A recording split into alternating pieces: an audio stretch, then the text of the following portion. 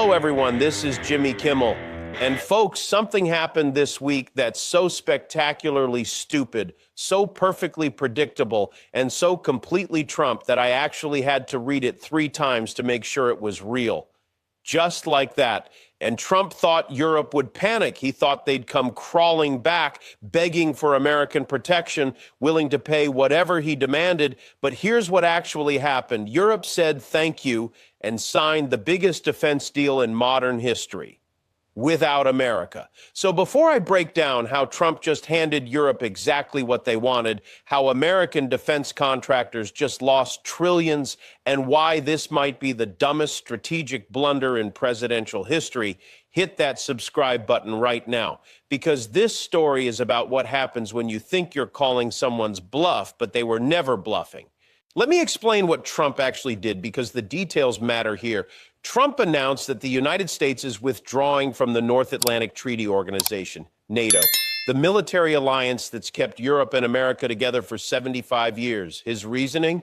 Europe isn't paying their fair share. They're freeloading off American military power. They need to respect American strength. Classic Trump logic. Threaten the alliance, demand more money, assume everyone will fold. Except Europe didn't fold. Within 72 hours of Trump's announcement, Europe made their own announcement.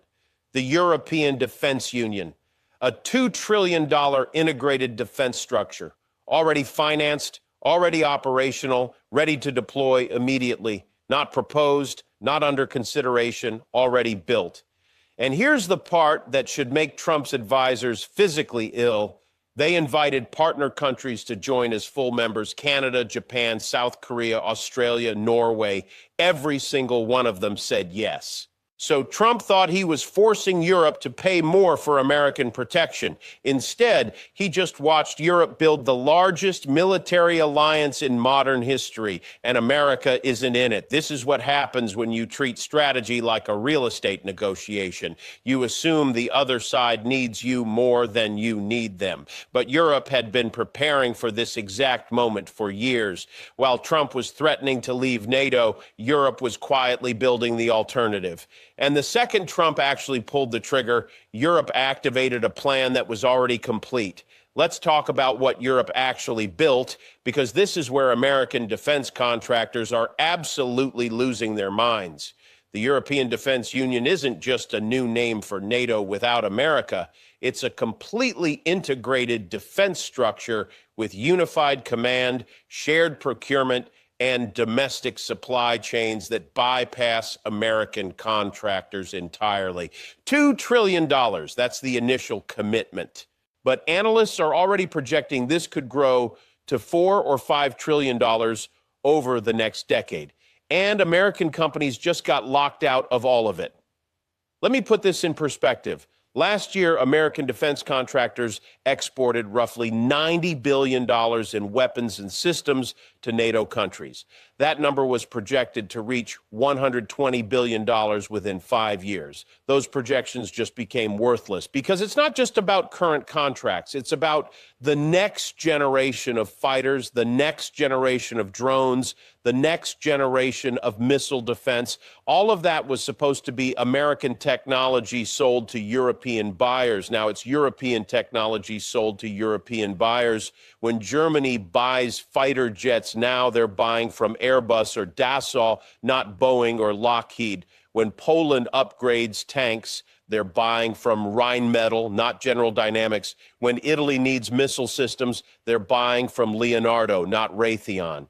And the partner countries, Canada, Japan, South Korea, Australia, they're not locked into American systems anymore either. They can buy European, they can buy from each other. They have options they didn't have a week ago. American defense companies just lost access to the most lucrative defense market on earth. And it happened because Trump thought he was playing hardball when Europe was actually playing chess.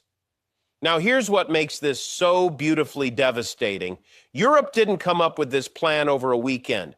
You don't structure $2 trillion in 72 hours. You don't coordinate 8 governments in 3 days. Europe had been preparing for this quietly, methodically, for years. Every time Trump threatened NATO, European defense ministers were in meetings. Every time Trump demanded higher payments, European finance ministers were structuring deals. Every time Trump treated allies like protection racket clients, Europe was building the alternative.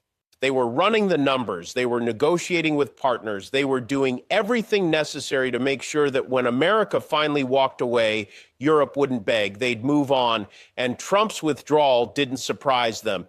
It freed them. Because here's what most people don't understand. For years, European leaders wanted to build independent defense capabilities. They wanted to reduce dependence on American weapon systems. They wanted control over their own security decisions, but they couldn't, not while NATO existed, because NATO's structure meant that any major European defense initiative had to be coordinated with Washington. It had to use American systems. It had to integrate with American command structures. Europe was locked into American military dominance, not because they chose it, but because the architecture of the alliance made independence nearly impossible. Trump just unlocked that door, and Europe walked through it so fast, it's clear they'd been waiting with their bags already packed. Let me talk about the partner countries, because this is where you see how strategically Europe approached this. Canada, Japan, South Korea, Australia, Norway. These aren't random choices. Each one fills a specific gap in the supply chain. Canada gives them access to rare earth minerals and advanced materials that were previously dominated by American suppliers. Japan brings semiconductor manufacturing and precision engineering that's essential for modern weapon systems. South Korea offers shipbuilding capacity and missile technology that rivals anything America produces. Australia provides critical minerals and geographic positioning in the Indo-Pacific.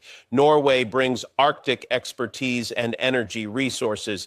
Each partner was chosen specifically to minimize American leverage over the alliance's future. And notice what's missing. No countries that are economically dependent on China, no countries with authoritarian governments, no countries that would give America any way to disrupt the alliance through economic pressure. Europe didn't just invite partners, they chose them to make sure America can't interfere. And here's what should really concern Washington. These aren't countries that Europe had to convince. Canada has faced Trump's trade threats. Japan has questioned America's commitment to the Pacific. South Korea has worried about American troop presence. Australia has watched American foreign policy swing wildly. These are countries that were already looking for alternatives to American security guarantees. Trump didn't create an opportunity for Europe. He created an opportunity for every American ally that's been nervous about our reliability. And Europe gave them all an off-ramp at the same time. So let's talk about what this actually means for American power, because the consequences are staggering. First, the military bases. The United States currently operates over 70 military installations across European NATO countries. Ramstein in Germany, Aviano in Italy, Incirlik in Turkey, RAF Lakenheath in the UK. These aren't just symbolic. They're logistics hubs, forward operating bases, the infrastructure that allows America to project power into the Middle East, Africa, and Central Asia. And every single one exists because of NATO agreements, agreements that just became void. Europe hasn't announced base closures yet, but give it 6 months. When you build an independent defense structure, you don't need another country's military taking up your most strategic real estate. Second, the defense industry. American defense contractors didn't just lose sales, they lost the research funding that keeps them ahead of China. The development costs for the next generation of technology were supposed to be partially covered by European purchases. That funding just got cut off. Third, and this is the big one, the dollar. For decades, the dollar's dominance was supported by 3 pillars: America's economy, control of energy markets, and role as security guarantor. Trump just kicked out the 3rd pillar.